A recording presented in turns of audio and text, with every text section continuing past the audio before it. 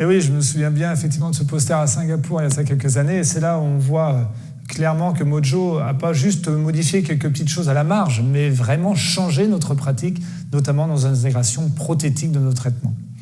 On a envie de dire exactement que Mojo, évidemment, c'est une utilisation et prothétique, mais bien souvent, on nous pose la question, notamment en présentiel, où ça peut être assimilé souvent à une analyse de l'occlusion, un articulateur virtuel, un axographe. Non, évidemment, ça fait tout cela, mais ce n'est pas que cela.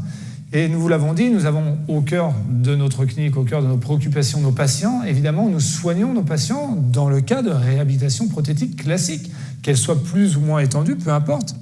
Et j'ai envie de dire, on peut même aller au-delà, notamment s'il s'agit de pathologies articulaires ou de problèmes spécifiques en occluso. Exactement, ça rejoint cette notion de liberté, quelle que soit la manière, quelle que soit la pratique que vous avez, ça n'est pas réservé à un spécialiste en particulier. Et on voit parmi tous les utilisateurs de ce dispositif, la plupart, on fait tous de la reconstruction prothétique en général, comme tu l'as dit. Certains qui ont un exercice spécifique vers les dysfonctions articulaires vont pouvoir utiliser ce domaine-là, cet outil de manière très précise. Et puis d'autres qui font quasiment que de la chirurgie et qui ne veulent pas rentrer dans le détail de la partie prothétique, ils vont pouvoir exporter leurs examens, faire leurs examens quand même, exporter leurs examens et partager cette analyse des examens avec d'autres. Et qu'est-ce que ça veut dire tout ça ? Ça veut dire que globalement, et c'est un des gimmicks de ce dispositif, savoir où est-ce que l'on est, savoir où est-ce qu'on veut aller et savoir comment y aller.